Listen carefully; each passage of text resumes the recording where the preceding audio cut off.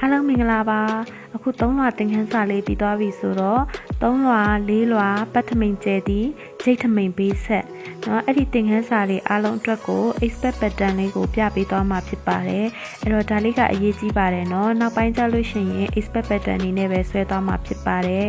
အဲ့တော့အခြေခံ basic ကတော့အရှိ3လွှာသင်ခန်းစာမှာထည့်ပေးထားတယ်เนาะဒါပေမဲ့အဲ့ဒီအရှိက3လွှာသင်ခန်းစာကိုလည်းဒီ expect pattern နဲ့ဆွဲလို့ရပါတယ်အဲ့တော့ expect pattern မှာအဓိကကြတာကနောက်ချမ်းဖြစ်ပါတယ်เนาะကိုတိုင်းလေးတွေကတော့ခါတိုင်းလိုပါပဲလိုအပ်တဲ့ကိုတိုင်းကတော့အတူတူပါပဲเนาะ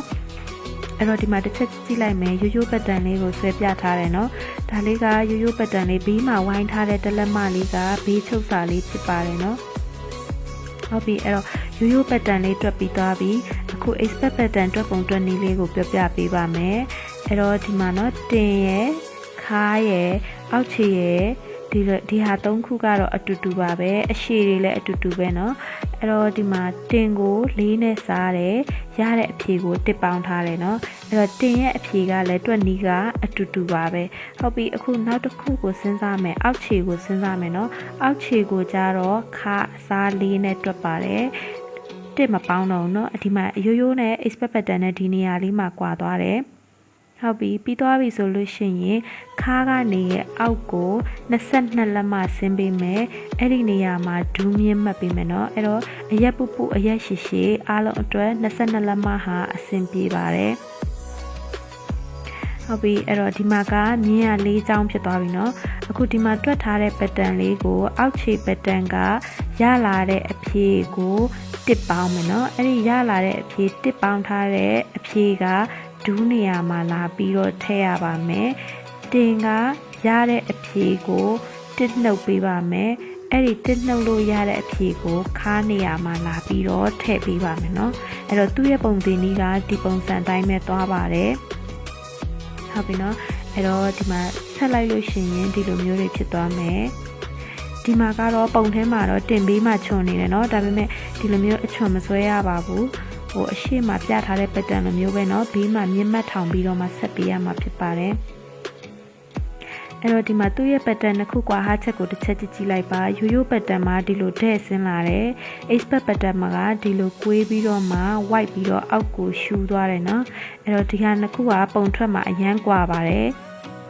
ဟုတ်ပြီအခုဒါကိုတိုင်းလေးတွေနဲ့ဆွဲပြပေးပါမယ်ရိုးရိုး pattern နဲ့ expert pattern ကိုเนาะအခုဒီကိုတိုင်းလေးနဲ့ပဲဆွဲပြပေးပါမယ်အခုဒီမှာတွက်ထားတဲ့အဖြေလေးတွေကိုအားလုံးကိုပေါင်းထားပေးပါမယ်ဒီမှာเนาะချုပ်စာရောပေါင်းထားတဲ့အဖြေကိုအထဲမှာလာရေးပေးထားတယ်တောက်ကတော့တလက်မတောက်တစ်ခုထိုးထားပေးတယ်เนาะဟုတ်ပြီဒါလေးကရိုးရိုး pattern အခု expect pattern တွက်နည်းနဲ့တွက်ပြပေးမယ်အခုဒီကိုတိုင်းအောင်ပဲเนาะ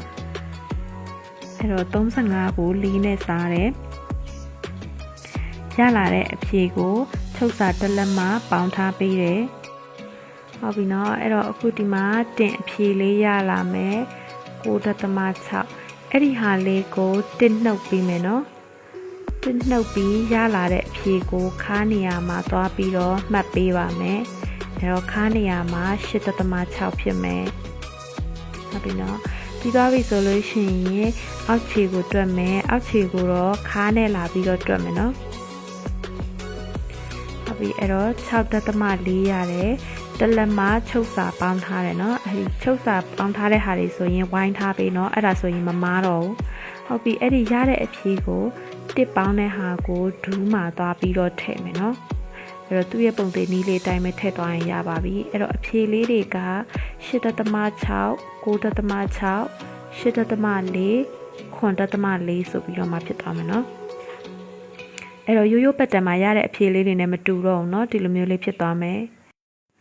โอเคအခုအဲ့လိုအဖြေလေးတွေရသွားပြီဆိုလို့ရှိရင်အခုထောက်တွက်ပုံလေးကိုတစ်ချက်စဉ်းစားကြည့်မယ်เนาะအဲ့တော့ထောက်တွက်ပုံသင်နည်းကတော့ခါအဖြေရထားတဲ့အဖြေထဲကနေပြီးတော့အောက်ခြေအဖြေကိုနှုတ်လိုက်မယ်ဆိုလို့ရှိရင်တောက်ကွာဟာချက်လေးထွက်လာပါမယ်เนาะအဲ့တော့တောက်ချာနာချက်ကိုရှာမယ်ဆိုလို့ရှိရင်ခါအဖြေထဲကနေအောက်ခြေအဖြေလေးကိုနှုတ်ပေးလိုက်ပါအဲ့တော့ဒီမှာ1.2ဖြစ်သွားမယ်เนาะအဲ့တော့1.2ဆိုရင်တောက်ကို2မျိုးထိုးလို့ရမယ်အဲ့ဒါကတော့1.2တောက်တစ်ချောင်းထိုးမလားဒါမှမဟုတ်လို့ရှိရင်6စိတ်တောက် နှစ်ခုထိုးမလားဆိုပြီးတော့မှ